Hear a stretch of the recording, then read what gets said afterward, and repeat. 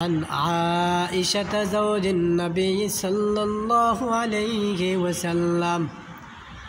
أخبرته أن رسول الله صلى الله عليه وسلم كان يدعو في الصلاة اللهم إنا نعوذ بك من عذاب القبر ونعوذ بك من فتنة المسيح الدجال ونعوذ بك من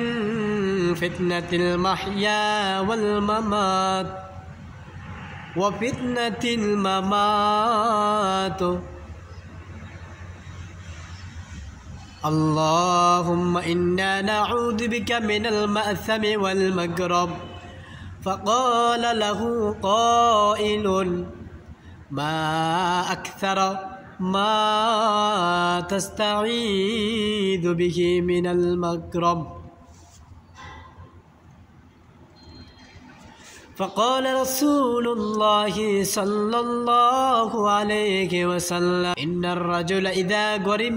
فحدث فكذب ووعد فخلف হযরত আবু হুরায়রা রাদিয়াল্লাহু তাআলা আনহু হতে বর্ণিত রাসূল সাল্লাল্লাহু আলাইহি ওয়াসাল্লাম হযরত আয়েশা রাদিয়াল্লাহু তাআলা আনহু রাসূল সাল্লাল্লাহু আলাইহি ওয়াসাল্লামের বিবি ইনার নিকটে সংবাদ পৌঁছেছেন নিশ্চয়ই রাসূল সাল্লাল্লাহু আলাইহি ওয়াসাল্লাম নামাজের মধ্যে দোয়া করতেন আল্লাহুম্মা ইন্না নাউযু বিকা মিন আযাবিল কবর হে আল্লাহ তোমার নিকটে আশ্রয় প্রার্থনা করি কবরের পানিশমেন্ট হতে কবরের শাস্তি হতে ونعوذ بك من فتنة المسيح الدجال وتركتك بعد دجال الفتنة خطي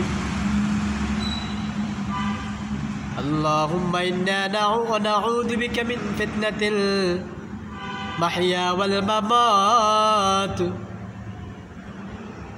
আরামে তোমার নিকটে আশ্রয় প্রার্থনা করতেছি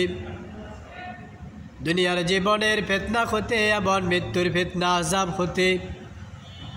আল্লাহুম্মা ইন্না নাউযু বিকা মিনাল মা'সামি ওয়াল মাগরাম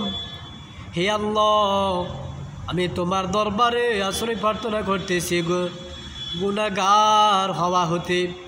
ঋণগ্রস্ত হতে অতঃপর একজন ব্যক্তি বলল يا الله رسول ما فقال له قائل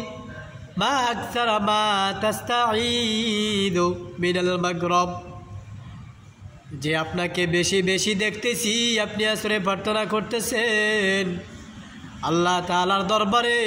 ঋণগ্রস্ত হওয়া হতে তখন রাসূল সাল্লাল্লাহু আলাইহি সাল্লাম বলেছেন إن الرجل إذا غرم فحدث فكذب নিশ্চয়ই কোন ব্যক্তি যখন ঋণগ্রস্ত হয়ে থাকেন তখন সে বেশি বেশি কথা বলেন বারবার কথা দেয় অতঃপর মিথ্যা বলে যে আমি অমুক দিন তোমাকে কথা দিচ্ছি আজ নয় কালকে তোমার টাকাটা পরিশোধ করে দিব 1 মাস পরে পরিশোধ করে দিব 1 বছর পরে পরিশোধ করে দিব এভাবে ঘুরাতে ঘুরাতে পাওনাদারকে অস্থির পেরেশানি করে দেয় ঋণগ্রস্ত ব্যক্তি এভাবে পাওনাদারকে অস্থির পেরেশানির মধ্যে ফেলে রাখে টাকা যখন চাওয়া হয় ঋণ যখন চাওয়া হয় তখন অনেককে দেখা যায় কিছু কিছু মানুষ রয়েছে এমন মনে হয় যেন খেয়ে ফেলবে মনে হয় যেন তার কাছে আমি মুখাপেক্ষী মনে হয় যেন আমি তার কাছে ভিক্ষা চাচ্ছি। তারপরে রাসূল সাল্লাল্লাহু আলাইহি ওয়াসাল্লাম বলেন, ইন্নার রাজুলা ইযা গরিমা হাদ্দাথা ফাকাযাবা ওয়া ওয়া'আদা ফাখলাফা। এভাবে সে আজকে দিবে বলে, অতঃপর তার বিরুদ্ধাচরণ করে, তার মোখালেফ করে। আজকে দিবে বলে কালকেও দেয় না, কালকে দিবে বলে পরশু দিনও দেয় না।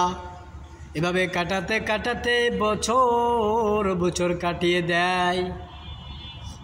আল্লাহ তাআলা আমাদেরকে এই ধরনের রাসূল সাল্লাল্লাহু আলাইহি ওয়াসাল্লাম যেই বিষয়গুলোর থেকে প্রার্থনা করেছেন, আশ্রয় প্রার্থনা করেছেন রব্বুল ইজ্জতের দরবারে,